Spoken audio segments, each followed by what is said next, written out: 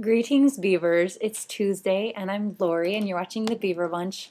Sadly, this week I am coming to you alone. Last week I was joined by Mary Beth, my girlfriend, and thank you all for your nice comments. I know that she felt very welcomed here, as I knew that she would. I spent the day with my grandma today, and I went to the dentist because my brother is my dentist.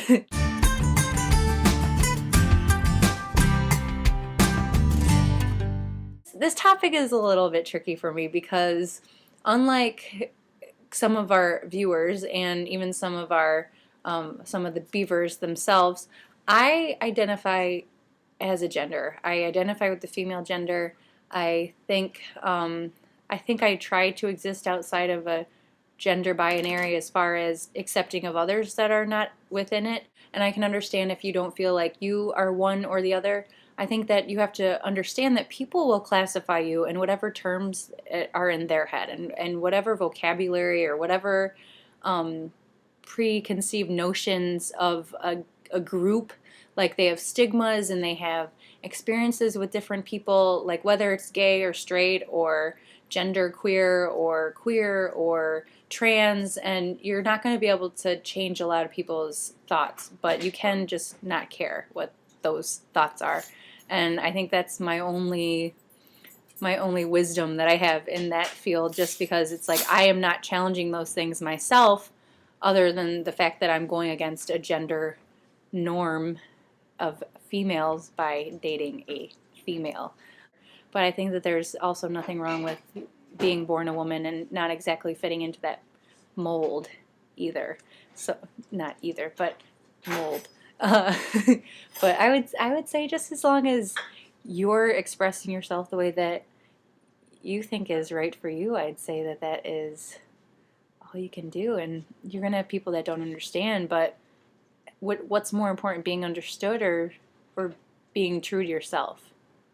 So I would I would kind of focus more on that and just know that people that hate, it often comes from fear, and fear comes from a lack of knowledge, most likely, so ignorance.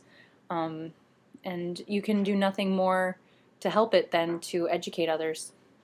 Just kind of explain yourself and don't be sensitive. I think that one of the worst things that you can do is be hypersensitive, and if you have a gender identity that doesn't fit a norm, like, you have to understand that not a lot of people are exposed to that. And although that's your day-to-day life, like, you can't be offended if people address you incorrectly or use the wrong pronouns or the wrong adjectives, or or call you the wrong name, or think whatever, because it might not be clear to them. And maybe that's frustrating to you because you want it to be clear to other people, but as long as it's clear to you, it shouldn't matter what's clear to other people. And the people that love you and the people that you love, hopefully you have an understanding with them, and you have a good support system, and finding who you are and where you fit in the grand scheme of life, let alone in some continuum of gender expression. So it's really, you got to think big picture, and they can use some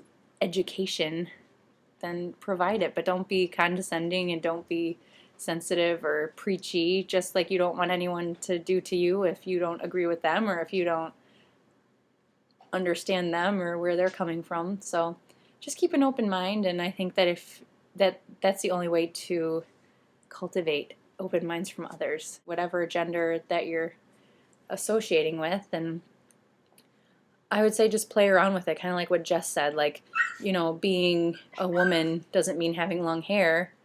Having like long hair, short hair, you can still feel like a woman. Or if you're a man and born a man and you feel like a woman, like there's, straight men are known for, as far as wearing women's underwear, not because they want to be women or because they're gay, but because they like to feel sensuality, or they like to feel like they're sexually attractive. And a lot of men associate women in those things as attractive, so they kind of, some people experiment with that. And I've always said that, as long as you're not hurting anyone else, go for it.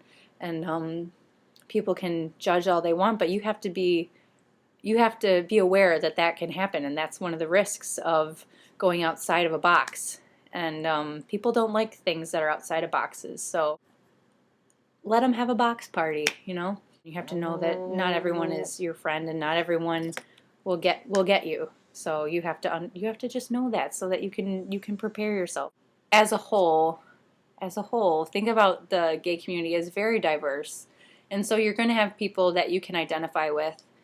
Really the only way to know that is to explore it, and sometimes it's kind of scary. So you just have to it's kind of just a matter of following your heart, your little gay heart. And you know what? Not all boys like blue and not all girls like pink.